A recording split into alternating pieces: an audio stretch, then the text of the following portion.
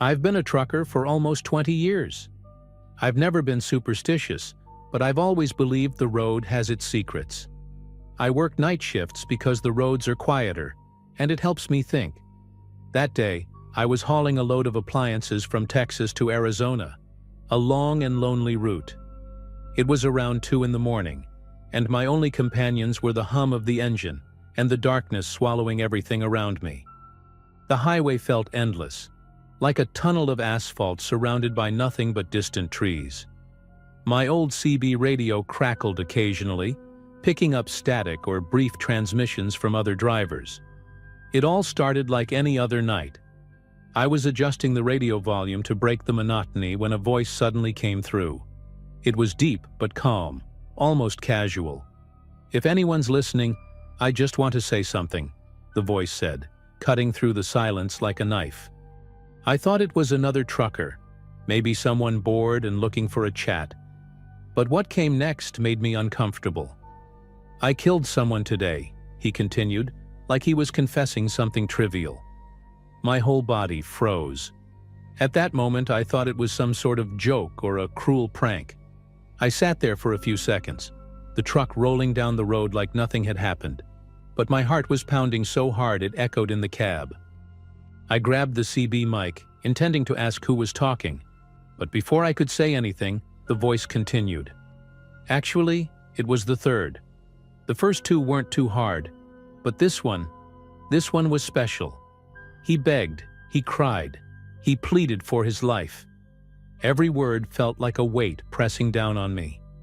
The voice spoke slowly, deliberately, like savoring every detail. I pressed the mic button, but all I could manage was a choked, "Who are you?" The voice chuckled, low and emotionless. "You're listening because you're supposed to." I dropped the mic as if it burned my hand. I glanced around looking for some logical explanation. Maybe it was a transmission bleeding through from another channel. Maybe a movie or something. But there were no other vehicles in sight. The road was completely empty. Just my cab lit by the dashboard and the darkness beyond the headlights. I tried switching channels, but the voice stayed, as if locked onto my radio. I always tell someone, "It's the only way I feel real." My mind tried to find rational explanations, but something about the tone of that voice made it impossible to dismiss. He went on, "The road's a funny place, isn't it? So many people come and go. Nobody knows who you are or where you're from. It's the perfect place to disappear." A chill ran down my spine. The voice felt close, like it was sitting right there in the cab with me. I grabbed the mic again, this time with more determination, and snapped back. "Look, I don't know who you are, but this isn't funny. Turn it off now." The voice, however, ignored my attempt to push back. "You still don't get it, do you? I'm nowhere. But I'm everywhere." I stared at the dashboard, trying to distract myself, but my eyes kept darting to the mirrors. Nothing but empty road behind me. The silence of the highway, which had once been comforting, now felt oppressive. My stomach churned, and my hands were so sweaty they nearly slipped off the wheel. The voice spoke again, as if it could feel what I was experiencing. "The last one was near a road like this, a rundown motel. She trusted me. That was her mistake." I closed my eyes for a second, trying to block it out, but the image popped into my head anyway. Someone in a dingy motel room, terrified, with no escape. Suddenly the static on the radio grew louder, cutting off the voice for a moment. I seized the opportunity to turn off the device, but the knob wouldn't budge. It was like it was glued in place. I tried pulling the cord out, but nothing worked. The voice came back, quieter this time, almost a whisper. "Did you know fear has a smell? I can sense it even from here." A shiver coursed through me. I was almost convinced this was some sort of nightmare. Maybe I was overtired, maybe I'd dozed off and dreamt it all. But then, he said something that made me realize this was real. "You're passing a gas station right now, aren't you?" I slammed on the brakes instinctively, glancing to the side. There it was, exactly as he described it. A small, dimly lit gas station with a single pump and a closed store. There were no cars parked there, and the flickering lights made it look like they were about to give out. A primal fear gripped me. How did he know where I was? I grabbed my phone to call the police, but there was no signal. The road, once a refuge, now felt like it was trapping me in a game I didn't understand how to win. I was breathing heavily, my hands shaking on the wheel, but I forced my eyes back to the road. I had to get out of there, find some cell signal or another vehicle, anything to reconnect with the real world. As I sped up, the voice returned, now more distorted, as if it was reveling in my fear. "Do you think you can escape?" They thought so too. A low laugh followed the words, sending shivers down my spine.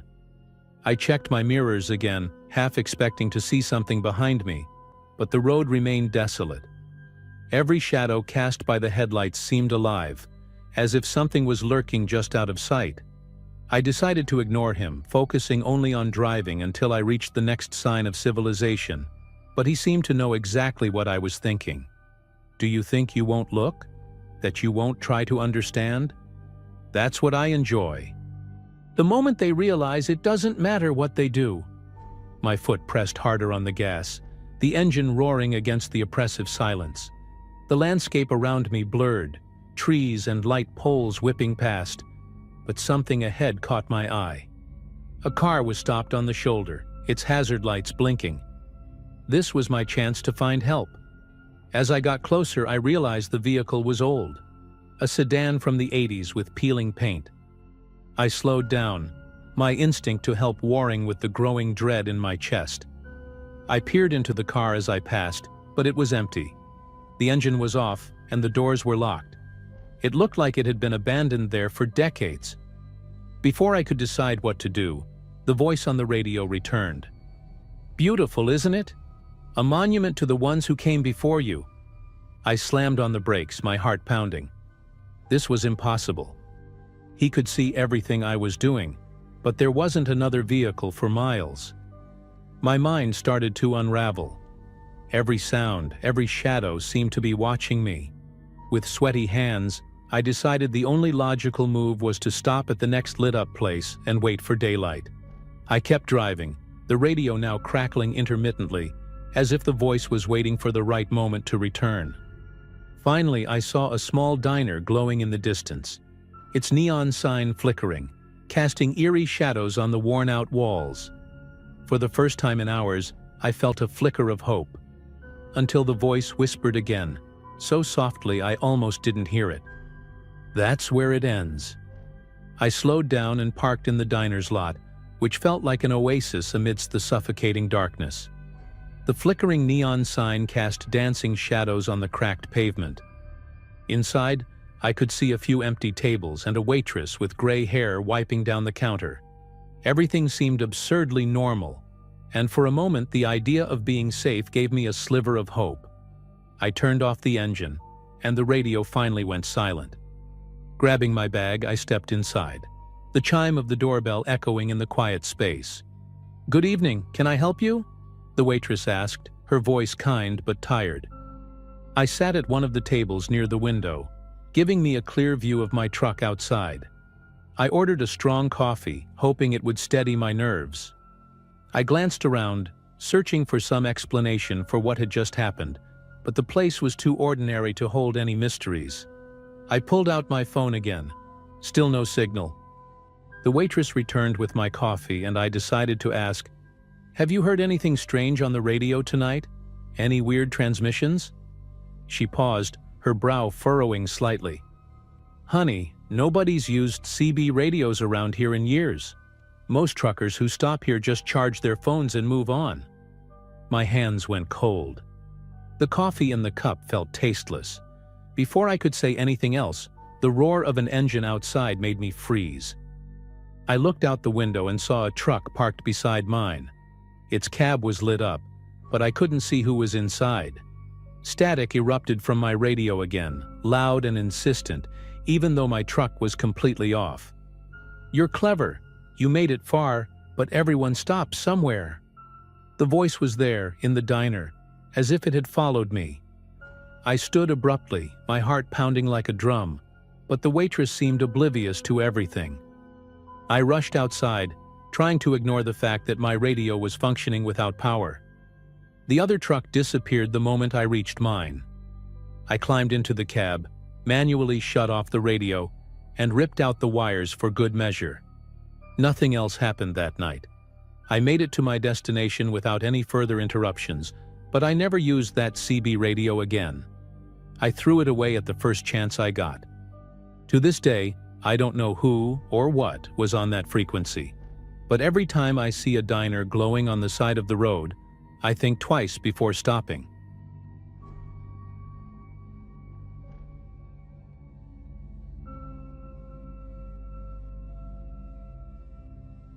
Working as a truck driver was never exactly my dream, but it paid the bills. I was 32 at the time, driving long hours on roads that were almost always empty, stopping only to refuel or grab a quick bite. That day, I was hauling a load of home appliances, heading from one small town in the middle of nowhere to an even smaller one. It was an easy route, almost too quiet, with only a few cars passing by. My radio was broken, so the only sound keeping me company was the engine's hum. It was almost dusk when the engine suddenly jerked, and I felt the truck lose power. My heart started racing. This road was deserted, with no cell service, and the nearest gas station was almost 30 miles away. Reluctantly, I pulled the truck over onto a narrow shoulder where the road barely allowed any room. When I got out to check what was going on, the chilly night air took me by surprise. I didn't remember hearing anything about a cold front. Grabbing the flashlight I always kept on the dashboard, I walked to the front of the truck, trying to ignore the feeling that something was off. The engine was warm but seemed fine at first glance. It wasn't until I shined the light closer that I noticed something strange. The ignition wires were cut. Not frayed, not worn out, cleanly cut, as if someone had used a knife or pliers. My stomach twisted. I looked around, trying to make sense of it. Maybe someone sabotaged the truck earlier while I was stopped somewhere, but it didn't make sense. Who would do that in the middle of nowhere? The road was completely deserted, and all I could hear was the wind rustling through the trees. Taking a deep breath, I tried to stay calm. I decided to fix as much as I could on my own. Luckily, I always carried a toolbox in the back compartment. Grabbing the tools, I crouched down by the engine, holding the flashlight between my teeth. That's when I heard it. Footsteps. Slow, deliberate, crunching on dry leaves that I was sure hadn't been there when I pulled over. I jumped to my feet, feeling my whole body go cold. I swung the flashlight around but saw nothing. "Hey!" I yelled, my voice echoing louder than I expected. No response. Just the wind and the faint echo of my voice fading into the night. "Is someone out there?" The silence that followed was so heavy it felt like the entire world was holding its breath. I forced myself to chuckle, trying to convince myself I was just nervous. It was probably an animal, a deer or something. Even so, my hand trembled as I adjusted the flashlight. Deep down, I knew I wasn't alone. I went back to the engine, but my attention was split. I couldn't stop glancing into the darkness around me, feeling a tight knot in my chest every time the wind rustled the trees. The tools felt heavier in my hands, and the flashlight shook slightly as I tried to reconnect the wires. The problem was worse than I'd expected. Whoever had cut them knew exactly what they were doing. Every second crouched there felt like an eternity. And then I heard it again.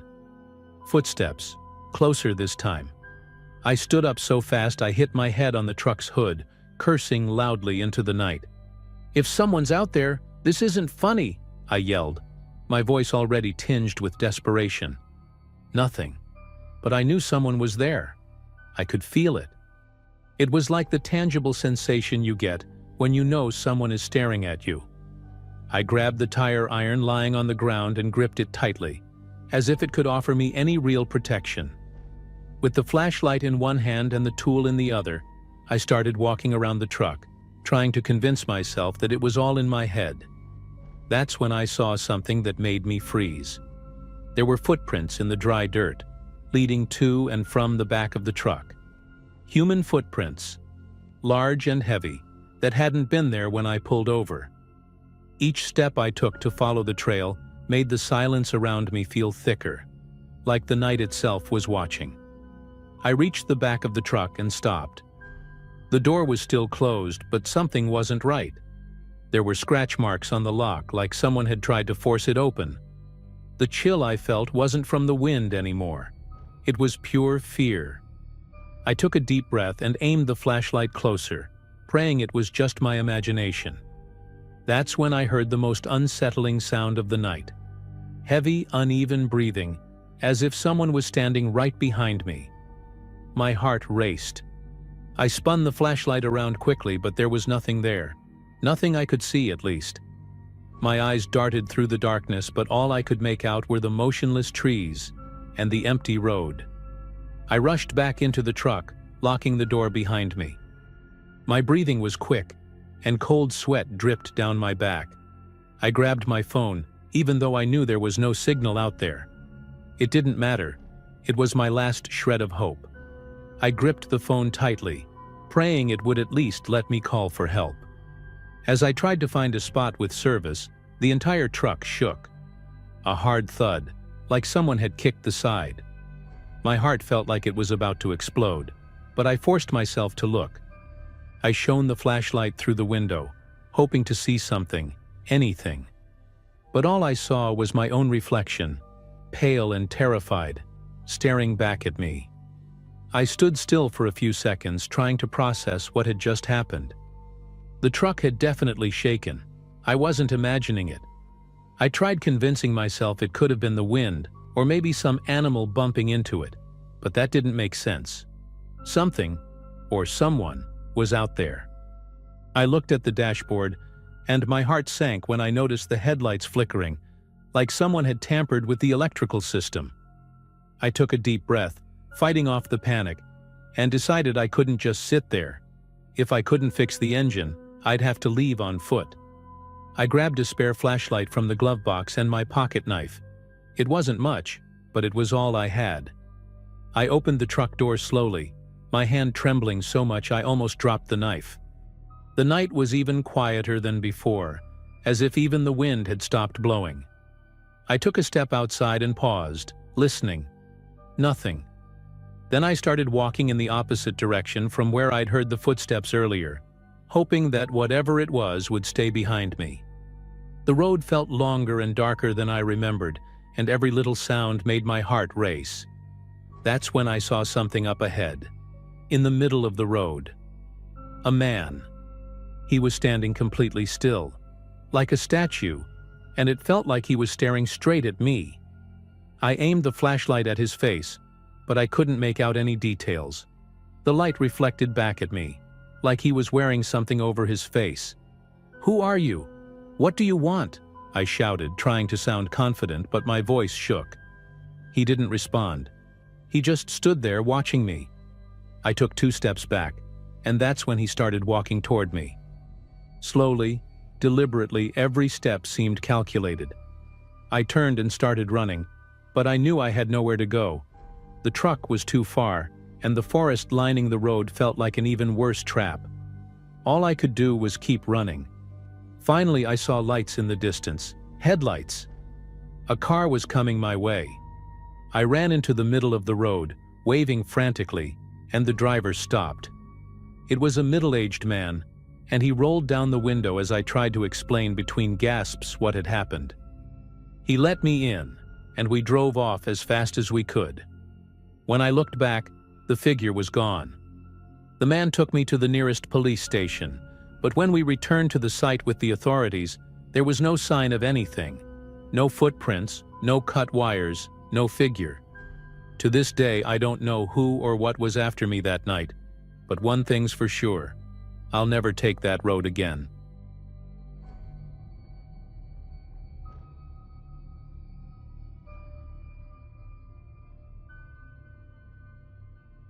I've been a truck driver for about 12 years, and until that night, I thought I'd seen it all on the road. It was November 2017, and I was hauling a shipment of car parts from Dallas to a small town in Montana. The trip was long, but I've always enjoyed the silence of late-night drives. The radio playing softly, the steady hum of the engine, and my strong cup of coffee were all I needed. But that day, things spiraled completely out of control. I still can't explain what happened. The night was deep, probably close to 2 a.m., when I decided to stop at a small truck stop in the middle of nowhere. There was nothing for miles, just the highway and the darkness. A flickering neon sign with the word "Open" caught my eye, but the place looked run down. The building was small, with an attached diner advertising homemade pies and the best coffee around. My tank wasn't empty, but I knew this was the last stop before a long stretch of desolation. So I parked my truck and went to check it out.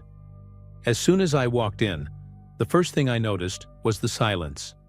A heavy, oppressive silence that seemed to muffle even the sound of the door closing behind me.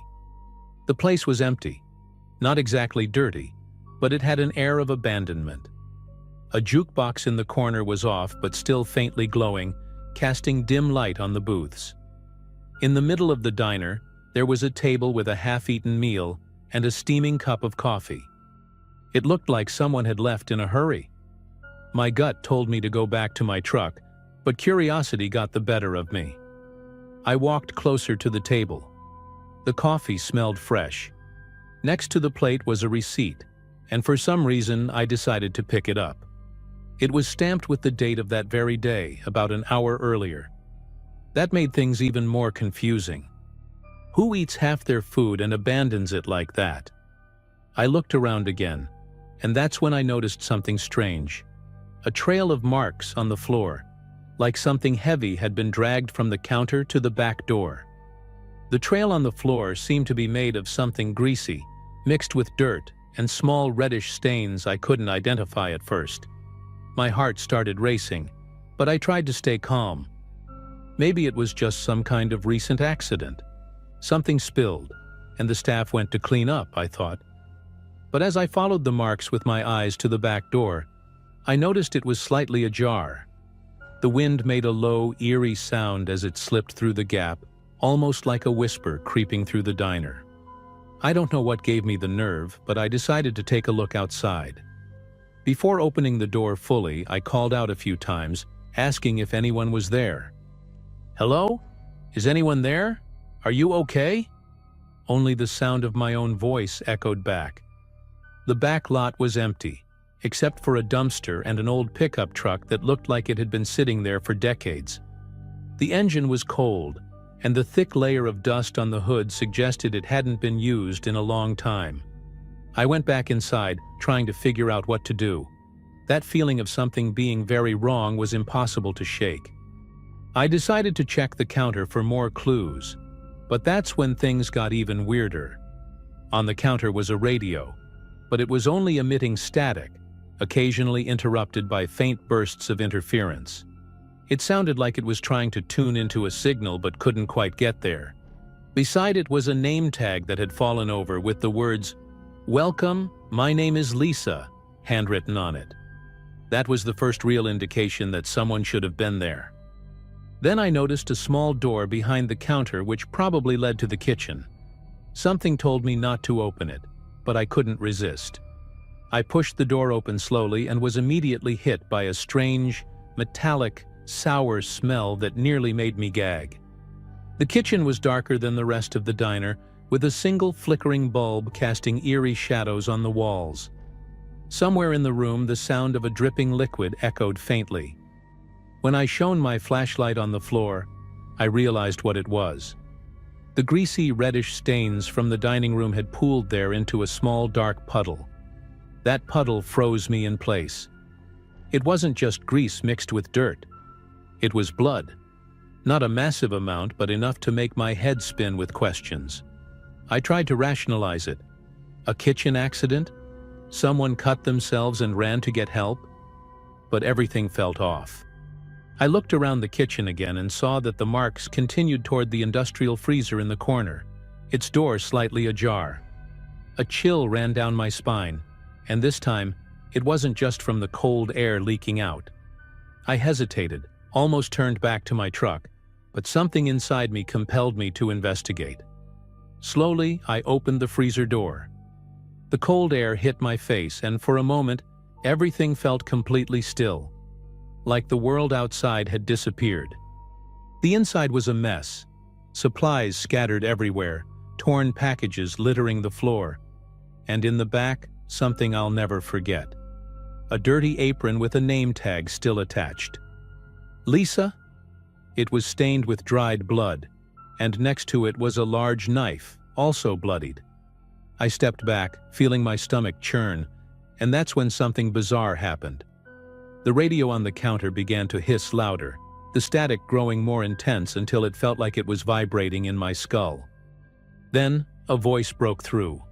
It was faint, almost a whisper, but I heard it clearly. "Don't leave." My heart was pounding so hard I thought it might burst. Was it a warning? A command? A threat? I couldn't tell. Every instinct I had screamed at me to run. I bolted back into the dining area, but something was different. The air felt thick, heavy, like I was underwater. The jukebox, which had been off before, was now playing a slow, haunting melody. And on the same table with the half-eaten meal, there was something new, a small key with a piece of paper attached. The paper had shaky handwriting on it, reading, "Use this if you want to leave." I wasn't sure what to do. My mind was spinning between grabbing the key, ignoring everything, and running for my truck. But there was something about all of it that felt like a test, as if every choice I made was part of some twisted game. Slowly, I approached the table and picked up the key with trembling hands. It was cold, colder than it should have been.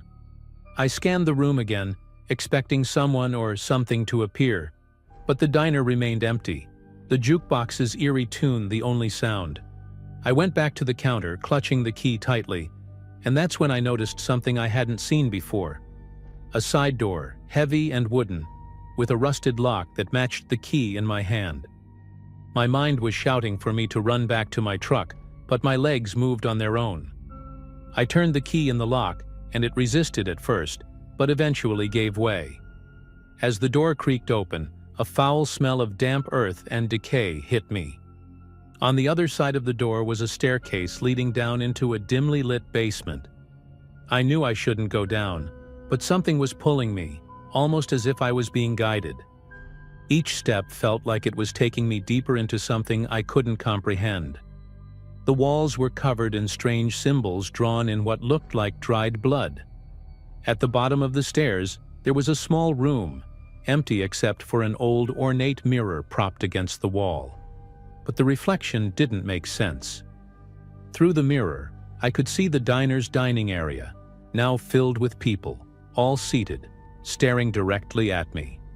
That was the moment I felt my sanity slipping away. I heard footsteps behind me, and before I could turn around, the basement door slammed shut with a deafening bang. Everything went black. When I woke up, I was in my truck, parked on the side of the road. The truck stop, the diner, they were gone. It was as if the place had been wiped off the map. To this day, I don't know if what happened was real or if my mind was playing tricks on me. But every time I drive through a desolate area at night, I feel that same cold shiver running down my spine, like it's still watching, waiting for me to stop again.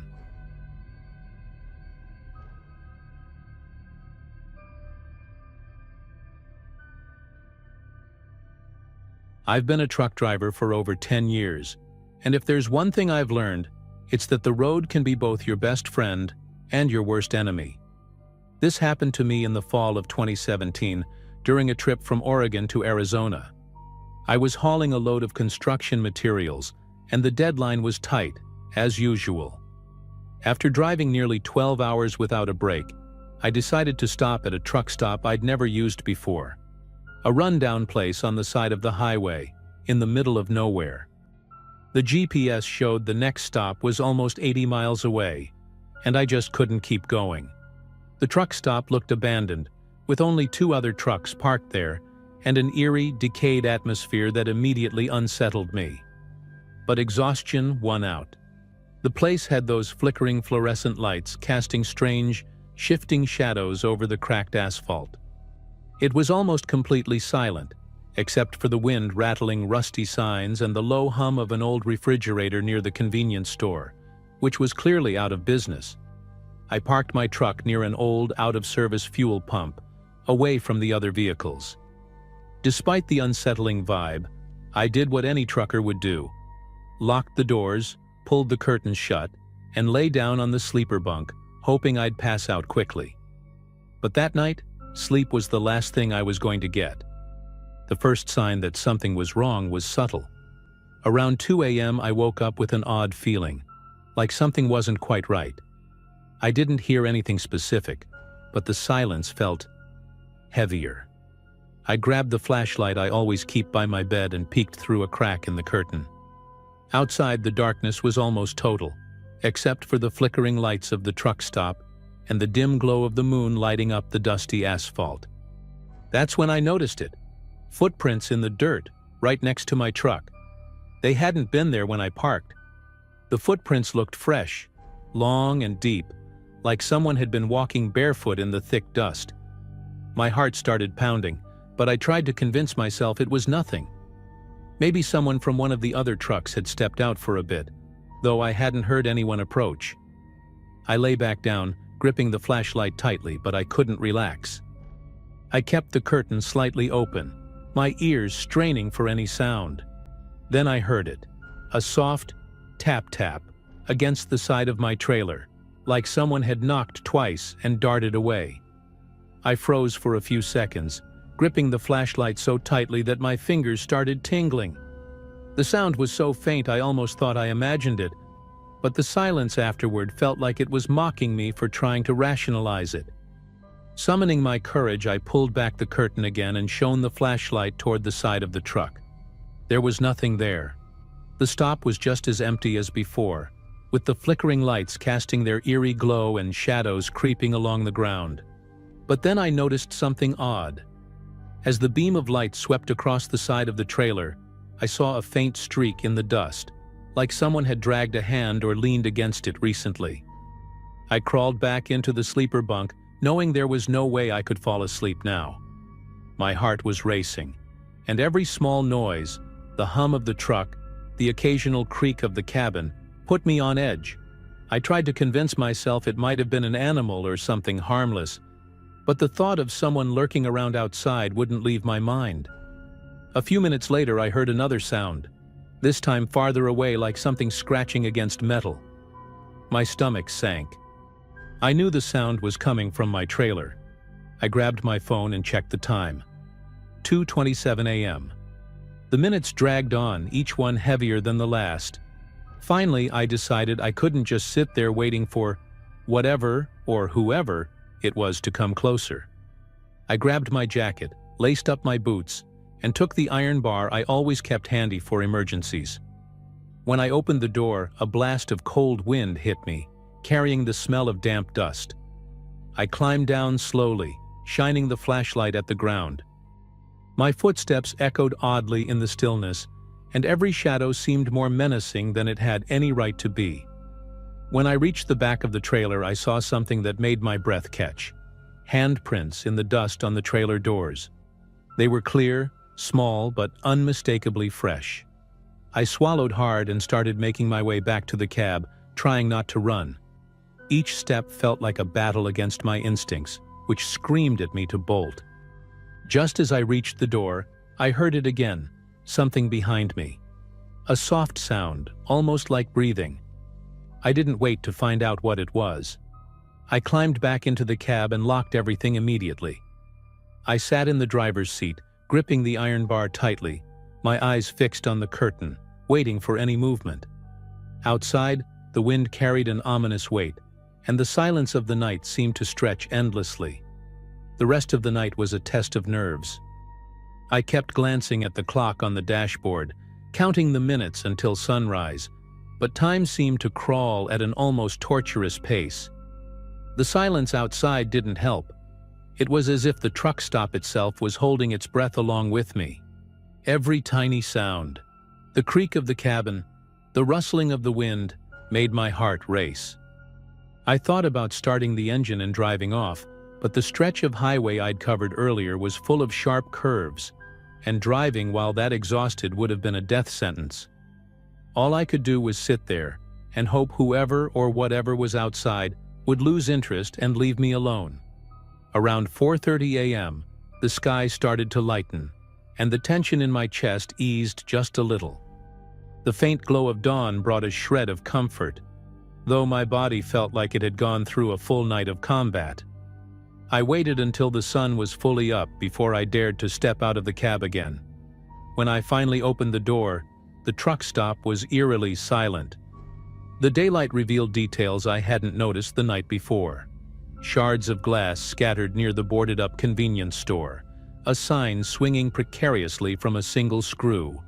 And strangest of all, the footprints I'd seen earlier were still there. But now there were more of them. I was just about to climb back into the truck when I noticed the message. Written in the dust on my windshield were the words, "Never sleep here again." I stood there, staring at it as if it might suddenly disappear. The handwriting was thin, with long, slanted letters, and it gave off an unsettling sense of calm, like whoever wrote it took their time. My mind raced, trying to piece together how and when this could have happened. I hadn't seen anyone at the truck stop besides myself, and the two other trucks that had been parked there when I arrived were gone by morning. The place was completely deserted. I climbed back into the cab, took a deep breath, and started the engine. I drove away without looking back, the warning still visible on the windshield like a permanent reminder. To this day, I think about that night. I tried researching the truck stop later, but I couldn't find anything. No records of incidents or strange occurrences. Some fellow truckers mentioned hearing rumors about weird things happening in that area, but no one could give me specifics. All I know is that since then, I've never stopped at another truck stop that looked abandoned, no matter how tired I am. The road has its own rules, and that night, I learned them the hard way.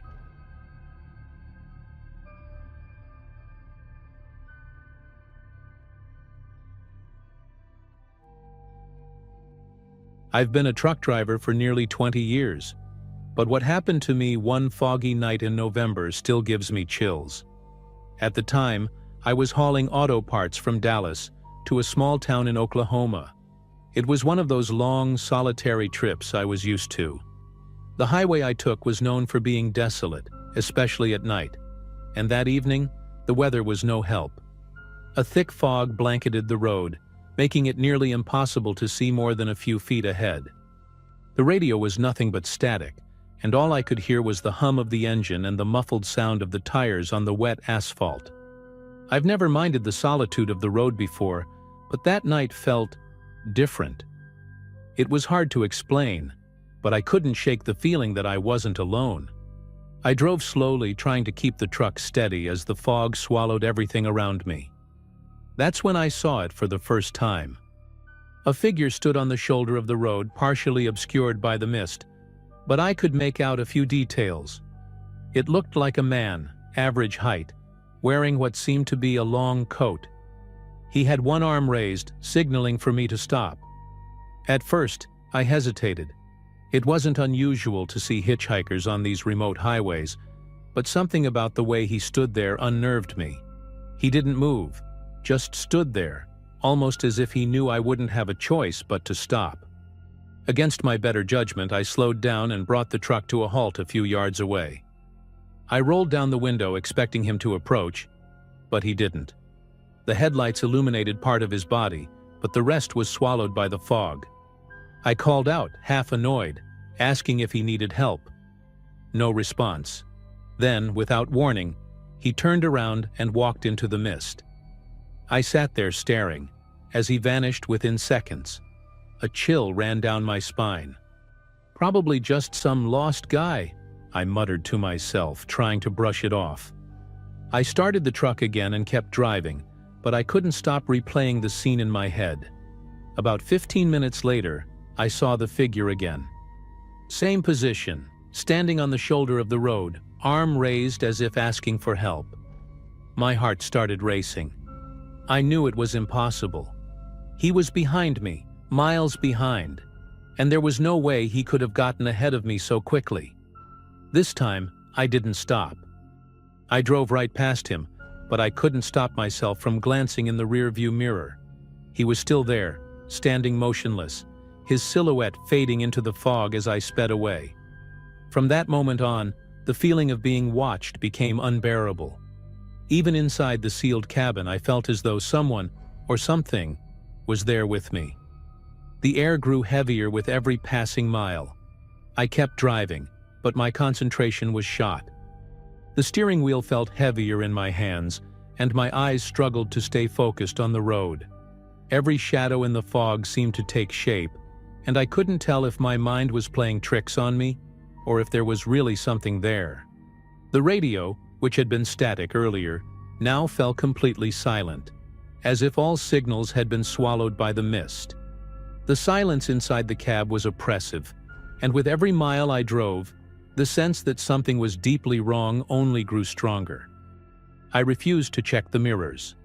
Something inside me screamed that if I looked, I'd see that figure again, and maybe this time it'd be closer. My instincts weren't wrong. As I rounded a sharp curve, there he was again. The same figure, the same stance, arm raised as if asking for help. But this time, he was closer to the road, almost at the edge of the asphalt. Even from inside the truck, I felt as though his eyes were locked on me. My heart pounded as I slammed on the accelerator, the engine roaring in protest as I sped past him. I tried not to look, but my eyes betrayed me. In the rearview mirror, I saw him slowly turn his head to follow my truck, watching until he disappeared into the fog. By now my hands were trembling on the wheel, and the cab felt smaller, almost claustrophobic. I turned the radio back on, more out of desperation than anything else, and twisted the dial frantically. A faint sound emerged between the static, like a distant whisper, but it wasn't a station. It was as if someone was trying to speak, their voice muffled and far away. I snapped the radio off so hard I nearly broke the knob. My only focus now was getting off that road as fast as I could. I didn't care what, or who, that man was. I just knew I had to get away. The road seemed endless. The fog grew denser, and with every mile my sense of isolation deepened. Then, on a straight stretch of highway, I saw something that made my blood run cold. The figure was standing in the middle of the road, arms stretched out to the sides as if blocking my path.